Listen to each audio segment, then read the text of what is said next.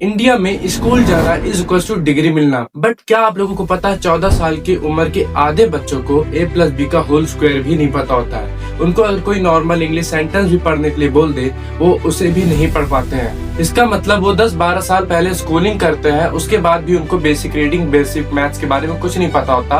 और सोचो, एक साथ जब पूरी जनरेशन स्कूल पास आउट होती है उनके पास कोई स्किल्स नहीं होती।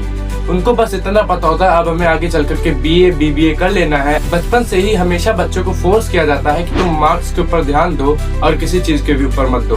बल्कि असल जिंदगी में देखा जाए मार्क्स बिल्कुल भी मैटर नहीं करते, मैटर करते तो तुम्हारे स्किल्स। आज के टाइम पे बड़ी से बड़ी कंपनियां स्किल्स के बलबूते पे तुम्हें हायर करती हैं, बट फिर भी आज के टाइम पे 99% स्टूडेंट्स सिर्फ तो सिर्फ मार्क्स के पीछे भागते हैं और रटते रहते हैं। चाहे स्कूल हो चाहे कॉलेज हो, हर जगह पर रटना चलता है। कहीं पर भी एक सब्जेक्ट के ऊपर प्रॉपरली ध्यान दिया ही नहीं जाता है। यहाँ तक कि इंडिया में ऐसे कई सारे स्टूडेंट्स हैं जिनके पास यहाँ पर 50-50 डिग्रियां हैं, 50-50 सर्टिफिकेट्स, 100 से भी ज्यादा मेडल्स, फिर भी उनको कोई सी भी कंपनी हायर नहीं करती है। क्यों? क्योंकि उनके पास कोई सी भी स्किल नहीं है। मैं ये नहीं कहता कि किसी को भी एजुकेशन नहीं लेनी चाहिए या फिर ड्रॉप आउट लेकर के बिजनेस स्टार्ट करना चाहिए।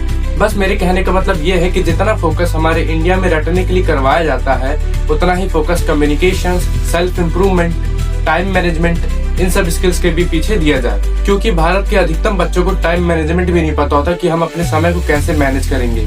मैंने ऐसे कई सारे टॉपर्स को देखा है जिनको सामने से बात करने में शर्म आती है, और जब उनके आगे 10 लोग खड़े होकर के उनसे सवाल पूछते हैं तो उनको ये तक नहीं पता होता कि अब मुझे बोलना कैसे है। क्योंकि उन्होंने सिर्फ तो सिर्फ अपनी जिंदगी में रटा होता है, कभी भी कोई सी भी चीज ढंग से डीपली समझने की कोशिश नहीं करी।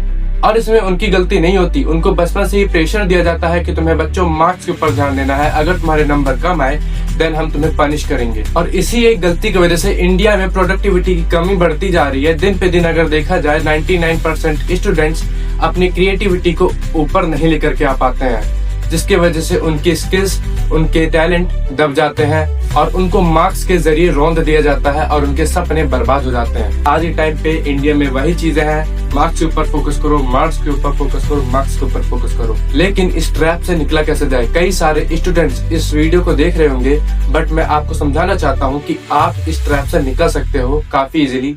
इसमें आपको कोई मेहनत नहीं करनी पड़ेगी, जस्ट आप अपनी स्कूलिंग करते करते अपने आप को इम्प्रूव कर सकते हो, अपनी कम्युनिकेशन को इम्प्रूव कर सकते हो, अपने टाइम मैनेजमेंट को सीख सकते हो, आप कैसे अपने टाइम को मैनेज करके अपनी कई सारे काम को धीरे धीरे कंप्लीट कर सकते हो। ये सारी चीजें मैं आपको सिखाऊंगा। बस आप लोग कमेंट सेक्शन में पार्ट 2 लिख देना, जिसकी वजह से मैं पार्ट 2 लेकर के आऊंगा, जिसमें आपको मैं हर एक वो चीज बताऊंगा जिससे आप लोग एजुकेशन सिस्टम के ट्रैप से निकल सकते हो। और सब्सक्राइब करना मत भूलना, क्योंकि मैं हमेशा आप लोगों के लिए ऐसे ही इंफॉर्मेटिव चीजें लेकर के आता रहूंगा, जिसकी वजह से आप कभी भी कहीं नहीं फंस सकते।